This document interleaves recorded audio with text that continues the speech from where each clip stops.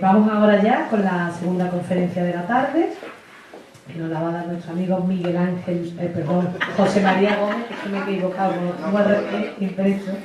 Bien, José María Villalón, de la Campiña Sevillana, investigador y autor de unos 15 libros sobre el Evangelio en Andalucía. Es también poeta y cofundador del Fondo Histórico. Vive en Utrera con su mujer, sus hijos y sus nietos. Muy bien. Bienvenido también. Bueno, José María nos va a hablar sobre Rodrigo de Valer y Julián Hernández, iniciador y primer colportor en la Sevilla del siglo XVI. ¿Vale? Pues sin más, os digo con él.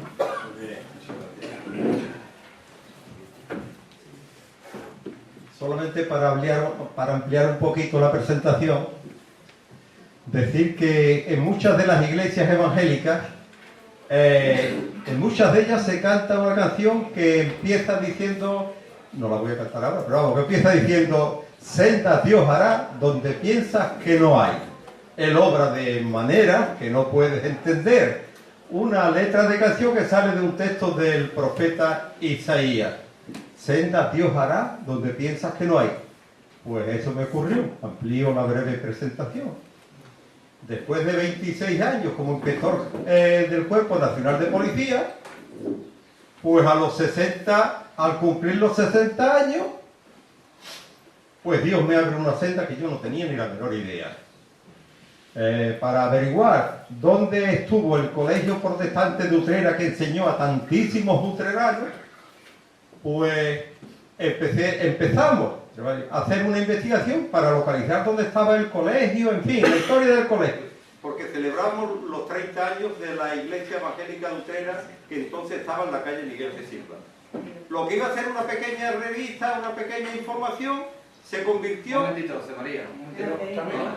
Los detalles sí, pero ¿sabes qué pasa? Que entonces no se graba bien el sonido. Pues que lo he quitado. Sí, la habrás quitado sin darte cuenta, ¿ves? ¿Hola? Sí, vale, gracias. La falta de costumbre. Pues, como iba diciendo, resumiendo, lo que iba a ser una pequeña revista se convirtió en un libro sobre la fidelidad de Dios allí en Utrera. Y eso fue el sendero que empezó Dios conmigo, que yo no tenía ni la menor idea. Sendero que poco a poco se fue ensanchando hasta convertirse en una vereda. Quiero decir que a partir de ahí fue el primero de una serie de libros basados todos en la investigación de la fidelidad de Dios en distintos lugares de la provincia. Yo ahora no le he tocado el micro, Entonces en la pilla.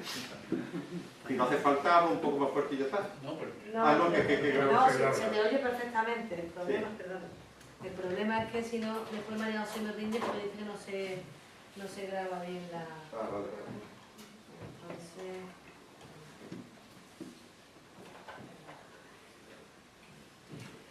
Otra senda imprevista. Por supuesto. Y ahora estábamos hablando hace poco de lo que nos ha ocurrido en Utrera. Eso es más imprevisto todavía, que tenemos una plaga de moscas, que hasta ha tenido que intervenir el ayuntamiento. Mira, dale de vez en cuando aquí y ya está, ¿vale? A este mientras que voy yo a buscar pilas nuevas. Lo intentamos por segunda o tercera vez. Venga, bien. Bueno, como dije, que el Señor ha abierto un sendero y que empezó a los 60 años y que este mes, si el Señor lo permite, el día 20 cumpliré el 74 y si no lo permite, que estaré mucho mejor que aquí. Así que no pasa nada. Y bueno, he citado lo de... No lo he citado todavía. Quiero citar lo de uno de los libros porque parte de lo que voy a decir ahora figura en él. Y ese es Y llegó la luz a Sevilla, con 2 volúmenes, volumen 1, volumen 2. Del 1 es donde voy a mencionar algunas cosas en esta tarde. Y lo menciono porque si queréis ampliar datos del pueblo podéis descargar en internet sin problema, gratuito, y nada más. Para entrar en materia ya, decir que a mí me corresponde, conforme acordamos, hablar de Rodrigo de Valer y de Julián Hernández.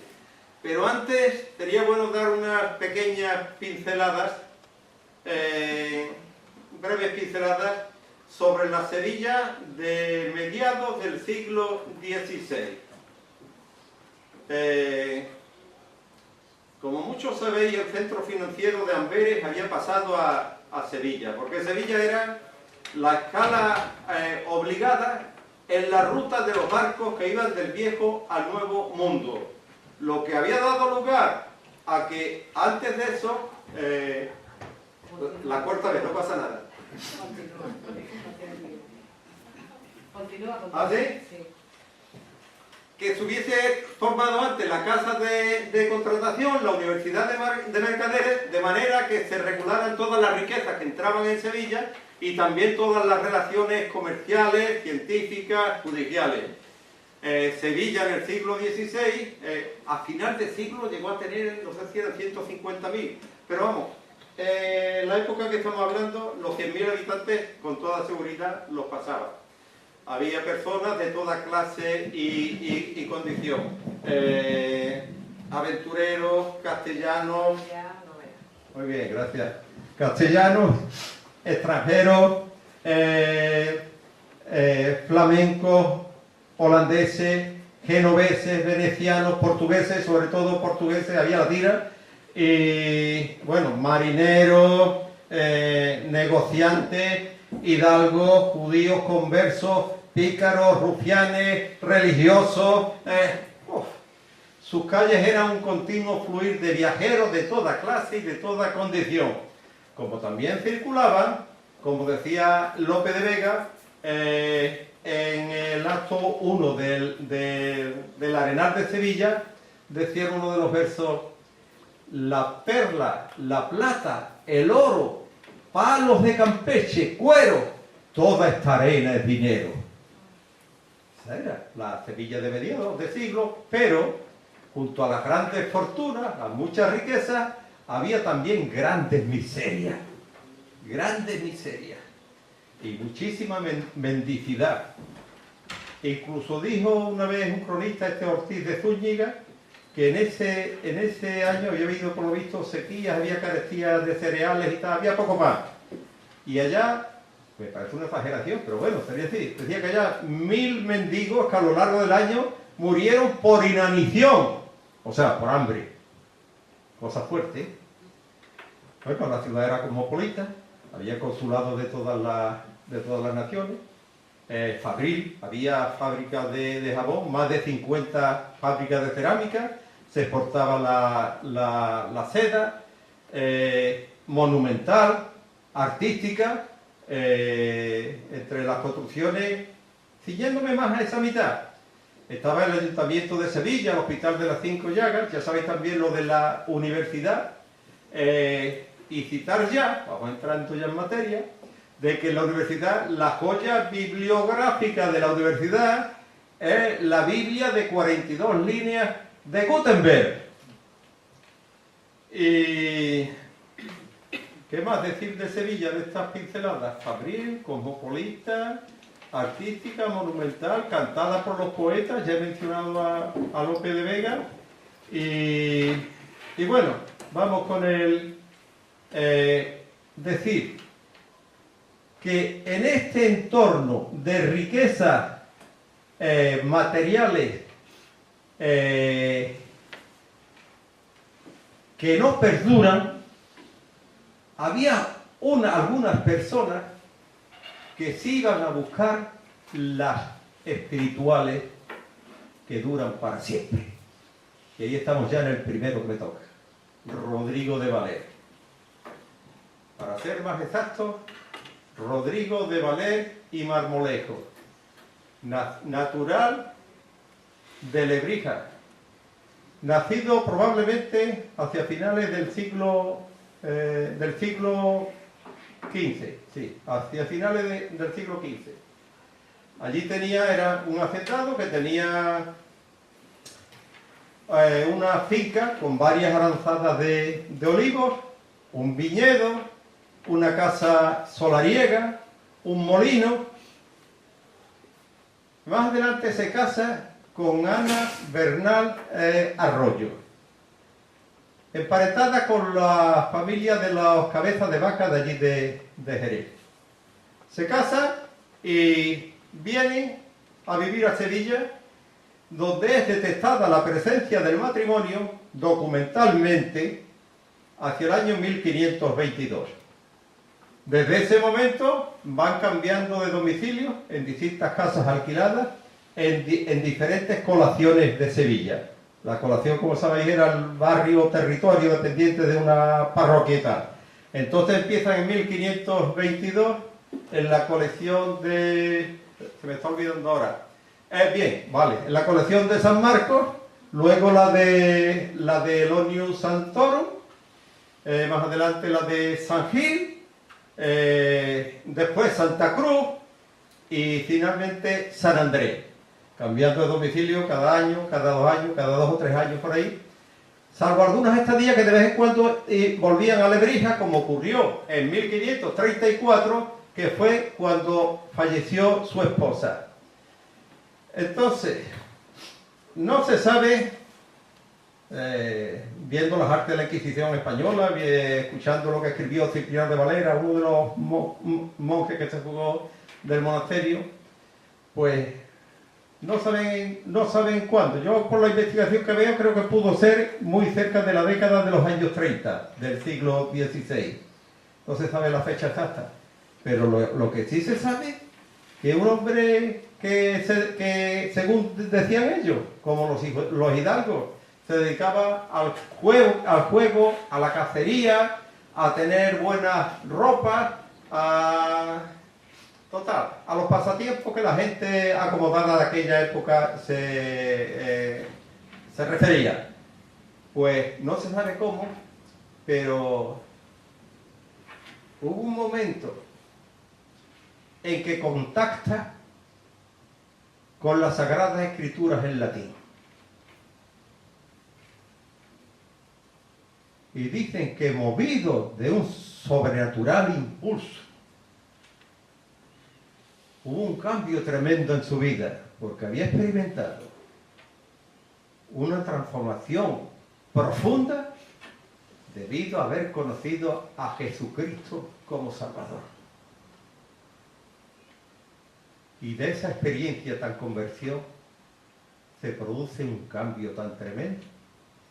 Deja los pasatiempos a los que se dedicaba antes, que ya ni le iba, ni le venía, ni le gustaba, y empieza a estudiar cada vez más profundamente las Sagradas Escrituras. En latín, pero que él no conocía, tenía algunas nociones, decían algunos que como un latín balbuceante, que había aprendido en su mocedad. Pero empieza a estudiarla, y algunas partes se las sabía, versículos de memoria, que podía aplicar en cada ocasión que se presentara el tema. Y vaya si el tema se presentaba como que lo buscaba él, como que la cantidad de clérigos, de frailes que había en Sevilla, había 27 templos. Pues cada vez que encontraba a los clérigos en calles y plazas, y quizás especialmente en las gradas de la catedral, donde creo que 2 veces al día tenía ahí una especie de mercadillo no, un mercado grande de las riquezas que iban y venían del nuevo continente, pues allí iba fustigando a los clérigos que encontraba a su paso. Le decía que eran los culpables de la corrupción tan grande que había y que poca enmienda habría para ellos, de tan corruptos que habían llegado. Y empezaba a hablar. Estábamos en tiempo de Inquisición, empieza a hablar abiertamente, constantemente, sin problemas de ningún tipo, con argumentos bíblicos.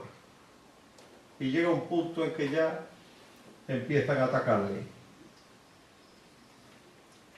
¿De dónde te viene a ti esta sabiduría? ¿Quién te envía? ¿Qué señal tienes cuando tú eres seglar y te has dedicado a estas cosas y tú no te has tenido estudios y total? Le atacaban y él contestaba diciendo: yo he alcanzado la noción de las casas sagradas, no de las hediondas lagunas de sabiduría humana, sino del Espíritu de Dios que hace que ríos de verdad corran de los corazones de aquellos que verdaderamente creen en Cristo. El Espíritu de Dios no está sujeto a ningún estado por muy eclesiástico que sea, y más cuando este eclesiástico es el más corrupto de todos los que hay. Es su Espíritu quien me da la osadía y el atrevimiento. Vengo, hablo en nombre y en la autoridad de Cristo. Y respecto a lo que decía de que no tenía estudiita, dice: el Espíritu de Dios hizo de pescadores y seglares apóstoles que predicaran las palabras de ciencia y de salud por todo el universo mundo.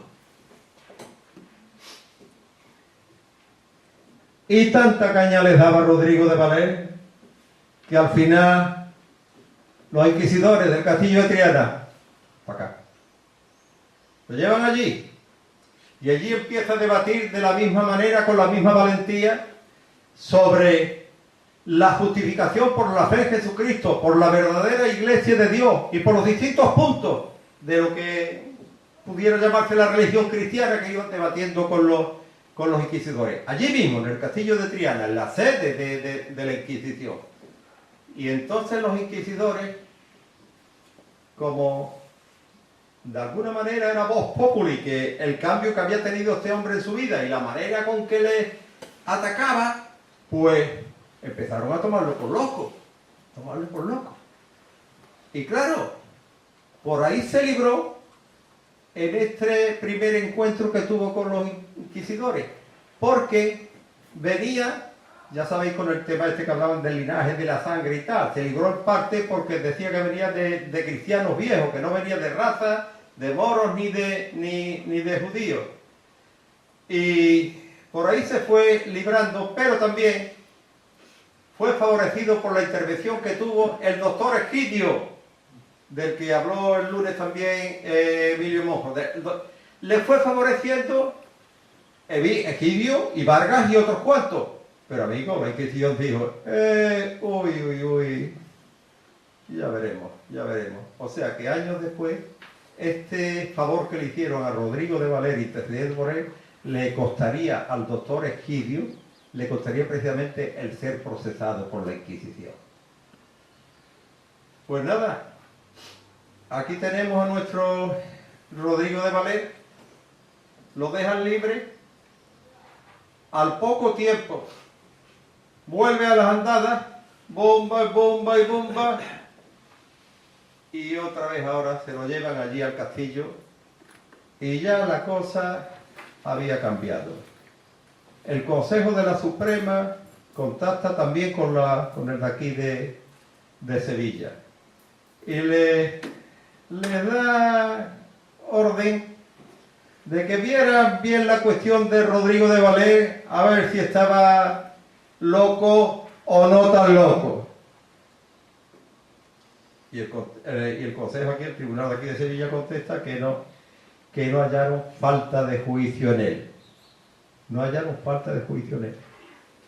Bueno, pues entonces decide incomunicarlo. Además, la frase que le dice el Consejo de la Suprema de Sevilla, lo mismo que la poesía que dije antes de López de Vega, la tenéis en un resumen más amplio de lo que yo voy a hablar, que os lo dará Lara a la salida, que está ahí escrito.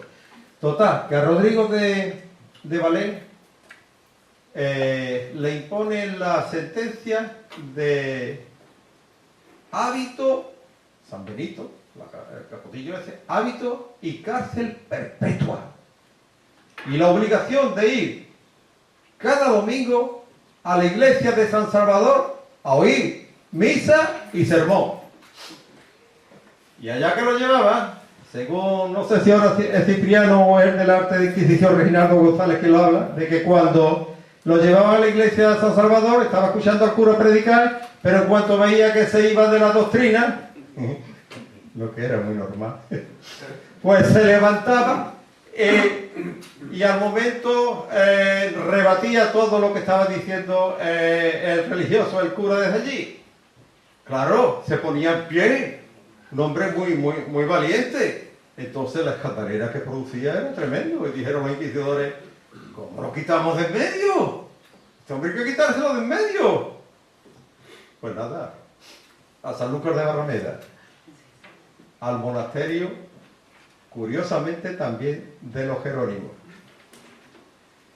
Y después, donde estuvo, bueno, decir que me lo he dejado atrás, que en este año que estuvo en prisión aquí en Sevilla, en 1541, sus hijos tuvieron que sacar a subasta una de las fincas de olivos que tenía para pagar los gastos de manutención de todo ese año ahí en el castillo. Tuvieron que vender un olivar. Y bueno, ya Rodrigo de Valer se lo llevan a Sanlúcar de Barrameda y allí parte a su lugar años después. Y ocurre algo curioso, que de lo cual fui un testigo privilegiado, que 500 años después la congregación Amigos de la Biblia de Sanlúcar de Barrameda se encarga de llevar a la práctica o programar un evento que luego se realizó el 19 de noviembre, jueves, la tarde del 19 de noviembre del año 2009, que repito, tuve el privilegio de ser invitado. ¡Uy, maravilla!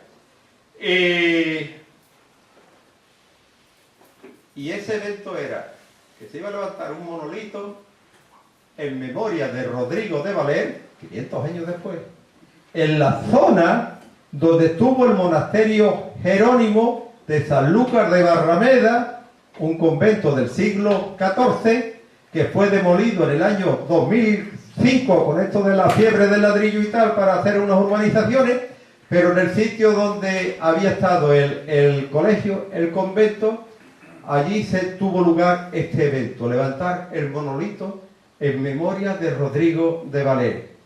Participaron representantes de las entonces 5 congregaciones evangélicas que había en Sanlúcar. Estuvo también la corporación municipal, estuvo el ayuntamiento y al frente del mismo estaba Irene García Macías, la alcaldesa. Allí hubo distintas participaciones. Pedro Jiménez, uno de los pastores, cantó canciones, otros pastores también, y también se glosó la figura de Rodrigo de Valer en prosa y en verso. La de en verso la podéis tener entera, que Lara la repartirá al final de aquí. Y bueno, después de haber fallecido Rodrigo de Valer, volvemos al 16, el San Benito suyo, que era el más grande que había, el San Benito, lo colgaron como si fuera una bandera en la capilla del Sagrario de la catedral, y donde con la leyenda, la lectura en latín, que no he querido hacer el esfuerzo del latín, porque no sé si iba a saber pronunciarlo o no, pero empezaba más o menos Rodericus Nabrisensi. En español decía, Rodrigo de Valer, ciudadano de Lebrija y Sevilla, apóstata, que pretendió ser falso apóstol, que pretendió ser enviado de Dios. Que alguna gente venía a Sevilla nada más con la curiosidad de ver ese San Benito, por el contenido y por el tamaño. Curioso. Rodrigo de Valer. Bueno, pues la Sevilla que partió Rodrigo de Valer, ya sabéis qué ocurrió luego. Tanto Fran Beroy el lunes como Emilio Mosco también el mismo lunes, entre los que compartieron uno y otro había tela para cortar. Entonces yo voy a resumir que de esta predicación de Rodrigo de Valer llegaron a convertirse luego Egidio, el predicador, el canónigo del magistral de la catedral, Egidio, el famoso predicador Ponce de León, también canónico de ahí de la catedral, y otros que fueron extendiendo el Evangelio, me gustó mucho la participación de Emilio el lunes hablando, poniendo verdaderamente en situación histórica lo que había sido el inicio del Evangelio en Sevilla en el siglo XVI, no dependiente de lo que venía de fuera, sino de aquí, con Egidio, Constantino y otros muchos preparados que había aquí. Pero claro, se fue extendiendo por toda Sevilla, colegio de niños de la doctrina, colegio de niñas de la doctrina, convento de Santa Isabel, convento de Santa Paula, monasterio de Santi Ponce, la misma catedral, las casas de Isabel de Baena, Luis, creo que, no estoy seguro si era Luis, creo que sí, Luis de Ábrego, digo, que esto de Ábrego, ¿qué? Ábrego significa viento del sudoeste, fíjate tú, Luis de Ábrego, y del noble Juan Ponce de León, y he dicho Isabel de Baena, ¿verdad? Cuya casa fue demolida por la Inquisición, fue sembrada de sal y le pusieron también una columna o algo de la cual hasta ahora no hay noticias. O sea, que no hay noticias, que no hemos conseguido nada. El texto será parecido a lo que pusieron también en los autos de fe de allí de Valladolid. Y así se fue extendiendo porque las reuniones eran clandestinas, pero buscaban el retorno a la verdadera iglesia, a la fuente primitiva, a la palabra de Dios. Ahí eran todas esas reuniones clandestinas donde se alababa y adoraba a Cristo y se enseñaba la palabra. Y estoy acordando en este momento que el mismo Constantino de la Fuente tuvo una serie de mensajes también sobre el Evangelio de Juan. Ahora no sé si fue en el Colegio de la Doctrina o fue en una de las casas. Total, se fue extendiendo totalmente por Sevilla, Guillena, Dos Hermanas, Écija.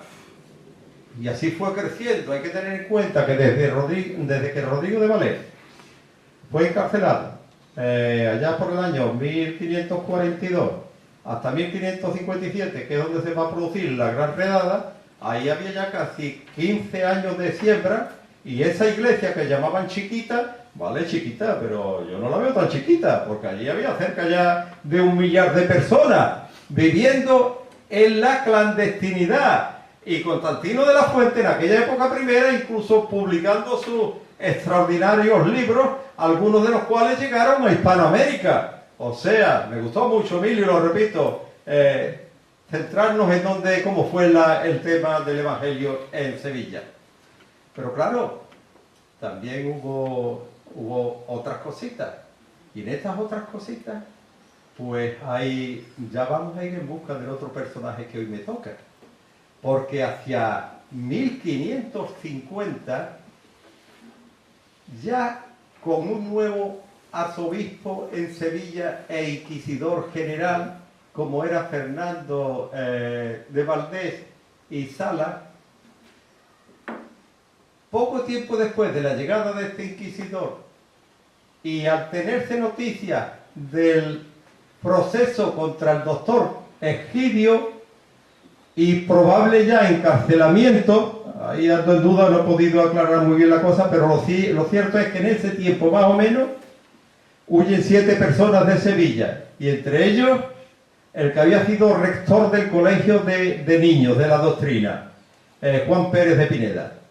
Y Juan Pérez de Pineda, en el año 1556, publica la versión del Nuevo Testamento, el romance en castellano, pelotazo, hasta el punto de que Cipriano de Valera lo menciona, dice, en 1556 el doctor Juan Pérez publicó el Nuevo Testamento, lo llamaba el Testamento Nuevo, y un tal Julián Hernández, movido por el celo de hacer bien a su nación, metió muy muchos Nuevos Testamentos en Sevilla en 1557.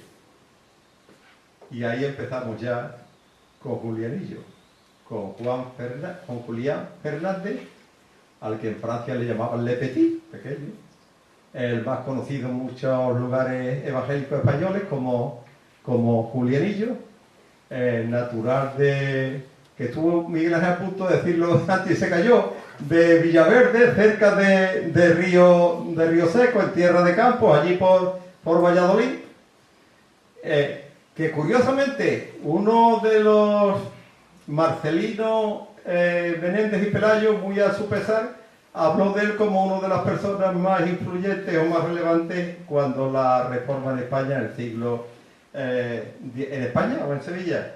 En el siglo XVI. Pues bien, quiero decir que aparte de los muchos, como dice Pirano de Valera, de Nuevos Testamentos que había metido, también estaban los comentarios a los salmos traducidos por él mismo, que también Menéndez y Pelayo decía que lo había visto una cosa igual. El comentario de los salmos que había escrito Pérez de Pineda. Y algunos más, algunos libros de Juan de Valdés. Total. Y estamos ya con Julián Hernández. Había nacido en el pueblo que acabo de decir. Se había ido de niño hacia París, después estuvo en Alemania, Escocia, estuvo en Flandes. Y en Alemania, por lo visto, fue ya donde embebió las ideas de la reforma, y de tal manera los inquisidores decían que era un gran luterano, de tal manera que fue diácono de los balones con V, cuidado, estamos con el tema del fútbol aquí que no paramos, los balones en Frankfurt, y también fue cajista de imprenta, y estuvo con Pérez de Pineda ayudándole en Ginebra como amanuense, corrector de imprenta, cajista y tal. Pero sobre todo, como había dicho Cipriano de Valera, el celo que tenía por traer la palabra de Dios aquí a España. Hombre habilidoso, hombre ingenioso, hombre pequeñito de estatura que decía que solo conservaba su carne de piel y de hueso, pero un gigante espiritual. Sabía lo que le podía venir encima, pero él se ofreció voluntariamente a meterse en los dominios de la Inquisición, en la España oscura y siniestra, para llevar el Nuevo Testamento en romance, en castellano, en español, a sus paisanos. Y así fue pasando distintos puertos de aduana, esquivando toda la vigilancia de los familiares o esbirros de la Inquisición, de todo, y consiguió llegar a Sevilla. Estuvo en Sevilla 2 veces. Primero estuvo aquí trayendo correspondencia de unos y otros, pero luego al final también pudo meter los Nuevos Testamentos con la ayuda de Francisco de Zafra, Luis de Ábrego y Juan Ponce de León, allí por la muralla, no sé de qué forma, pero lo metieron. Y muchos depositaron en casa de Ábrego, y otras parece ser en casa de Ponce de León, y según otros, que también en el monasterio de allí de San Isidoro. Aunque hay otros que piensan que en el monasterio de San Isidoro fueron muchos libros también de Antonio del Corro, que había sido otro de los frailes, que era familiar de uno que había sido también inquisidor, y que los mismos inquisidores le facilitaban libros. En fin, la cosa ahí no está clara, pero que sí está claro que repartieron montones de libros en el Nuevo Testamento de Sevilla. Pero un día, en este reparto que estaba haciendo Julián, se encuentra con un religioso que tenía el mismo nombre de la persona a quien iba a entregarle la correspondencia y el libro. Se equivocó. Según Constantino de la Fuente, es que la iglesia de alguna manera estaba ya preparada para lo que se le iba a venir encima. Lo cierto es que leen el folleto que había, que no sé si era el de la anticristo, ¿cómo era? No me acuerdo ahora. ¿Te acuerdas, Emilio, esto de la imagen del anticristo? La imagen del anticristo. Y este hombre, al ver eso, pues da aviso a los inquisidores. Y empieza la persecución de nuestro amigo Julianillo, desde Sevilla hasta la Sierra de Córdoba, y allí cerca de Adamuz lo detiene un familiar antiguo de la Inquisición llamado Cristóbal de Tordesillas, que por cierto, lo dije Emilio el otro día, dicho de pasada, El licenciado Gasco, 4 años después, hablando al Consejo de la Suprema, dice que todavía no se le había dado la recompensa a Cristóbal de Torrecilla cuando había cogido la pieza tan grande que había sido Julián Hernández. Y pues ahora, como a los componentes del Fondo Histórico del Evangelio en Sevilla nos gusta el rigor histórico, intentamos ser honestos y hablar siempre que se pueda en propiedad. Tengo aquí algunas cositas. Ahora, ¿cómo voy? 5 minutos. 5 minutos, me da tiempo, justo, gracias. Nada. Tengo aquí algunas cositas porque quiero citar lo que dijo Julián Hernández en el momento que lo detuvieron. Bien sabía yo que por predicar la verdad del Evangelio y venir a desengañar esta iglesia de acá, había de parar en esto. Era consciente de lo que le acechaba. Y en la escena final de su vida, casi en la escena final de su vida, el 22 de diciembre de 1560, encontrándose en el patio del castillo de donde tenían que venir en procesión al auto de fe de la plaza de San Francisco, Julianillo animaba a los demás presos. Valor, camaradas, esta es la hora en que debemos mostrarnos valientes y dentro de pocas horas recibiremos testimonio de su aprobación entre los ángeles y triunfaremos con él en el cielo. Finalmente lo llevaron con soga, vela, el San Benito, la coroza, el capirote, con llama, hasta la plaza de San Francisco en unión de otras 46 personas penitenciadas a diversas penas. Todos fueron desfilando por el puente de lo que ahora es el puente de Triana, calle Zaragoza y tal, hasta llegar a la plaza de San Francisco, donde tenía lugar el auto de fe y donde se leían las sentencias. Y allí se leyó la sentencia de Julianillo, de Julián Hernández, que yo la voy a leer ahora intentando... es un resumen, pero creo que vale, literalmente, dijeron en el proceso que le habían votado a él. Dice que el intento con que había venido desde la ciudad de Sevilla había sido para traer los libros que a ella trajo, para que los recibiesen conociesen por ellos el derecho camino para la salvación de sus ánimas, y también para guiar a las personas que se quisiesen ir a Alemania para vivir con los luteranos, a los cuales él tenía por cristianos, y que todas las veces que en su proceso él nombrase o dijere cristianos, no los entendía por los que seguían la iglesia romana, porque a estos los llamaba papistas, sino por los que profesaban la secta de los luteranos, y que a estos él tenía por verdaderos católicos cristianos, y su religión la tenía por verdadera.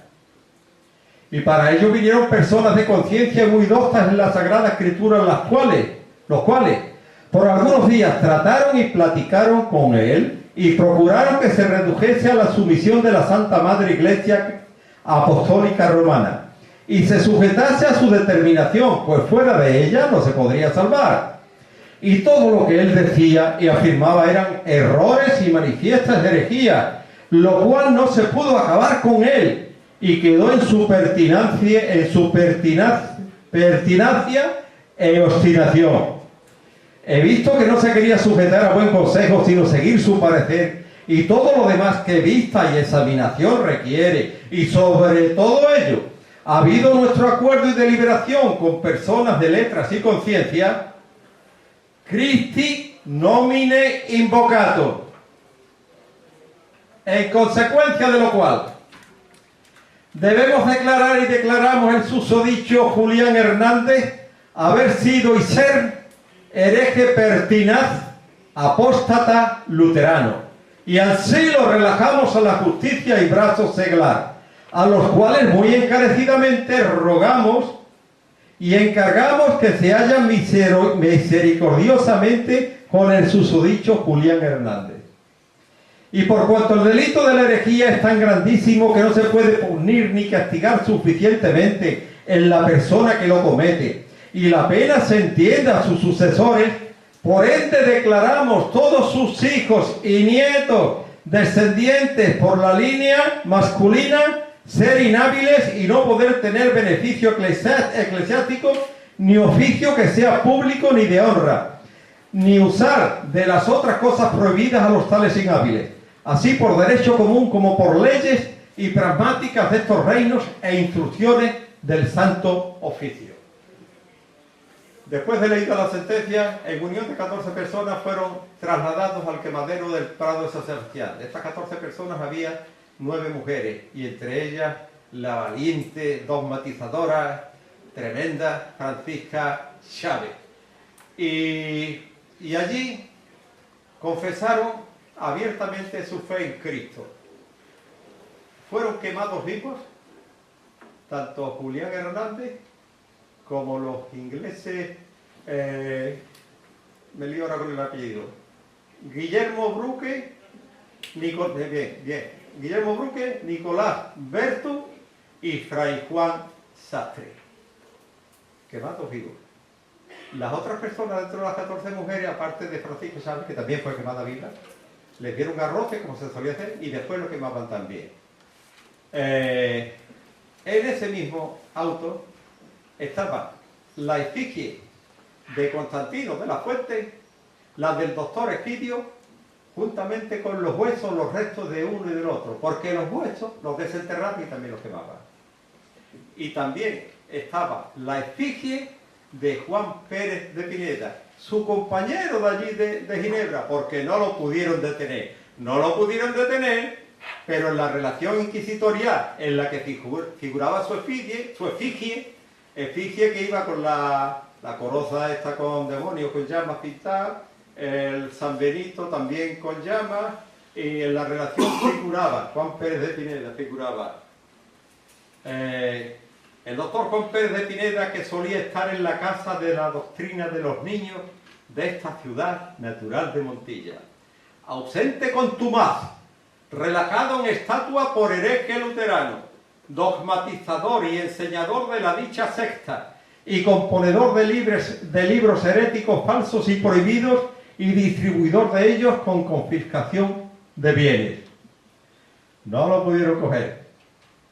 En este mismo año, mientras ellos iban, antes de que ellos fueran camino del quemadero, allí Juan Pérez de Pineda, en el mes de mayo de este 1560, logró, con el permiso de la ciudad de Ginebra, pudo imprimir y publicar su, no recuerdo muy bien el título, pero me puede ayudar Emilio si se me olvida, Epístola consolatoria a los perseguidos por la confesión de fe en Cristo Jesús. Algo así parecido fue, a los que sufren perseguidos por su fe en Jesucristo. Estaba dedicado a los de aquí en realidad fue compadecido por los sufrimientos de sus hermanos, los que estaban aquí en Sevilla.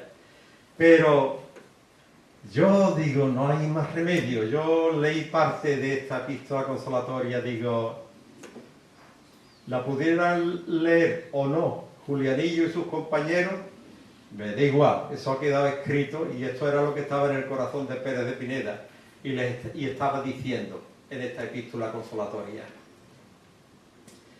vuestras barbas largas y enmarañadas, vuestras vestiduras inmundas y rotas de las inmundicias de las cárceles, las mordazas que os echan, las sogas y cordeles con que os atan y los garrotes con que os aprietan, todas esas cosas las convierte Dios en lenguas que con gran armonía cantan alabanzas de Jesucristo y descubren que solo Él es Señor y Redentor, y que vosotros sois fieles testigos de su voluntad y su justicia. No será estéril vuestra muerte, como no la fue la de Jesucristo, cuyas pisadas seguís.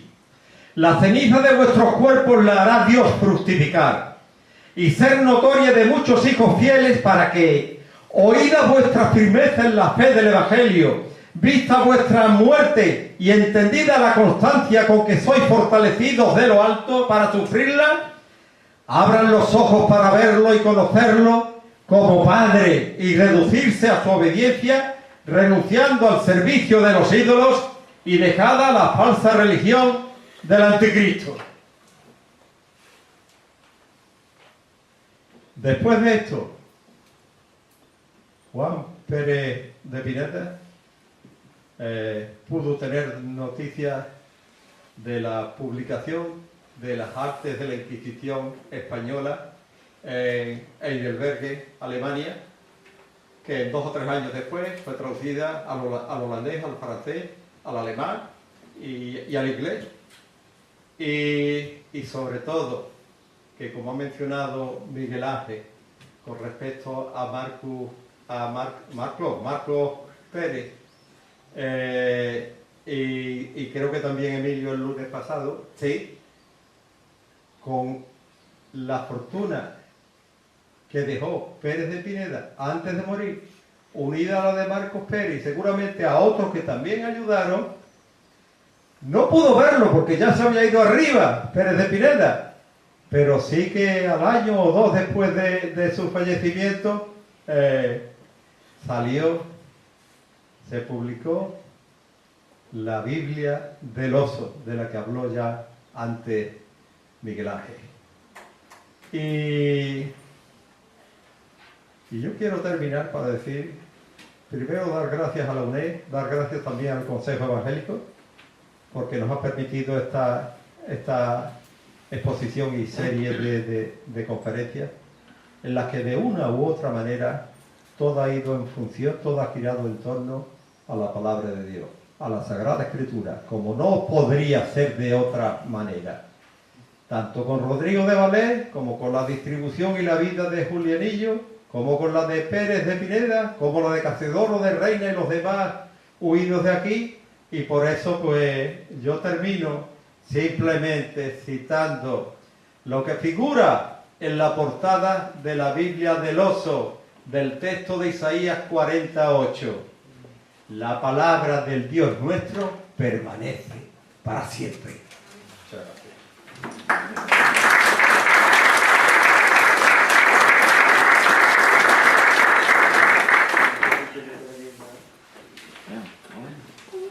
Como decía, Lara os puede dar más ampliado de lo que yo he dicho y más ordenado. Y donde figuran las dos poesías, tanto la de Rodrigo de Valer como la de López de Vega, como otras citas que hemos intentado, como dije, ser rigurosos históricamente. Eso es lo que tenemos que intentar conseguir siempre.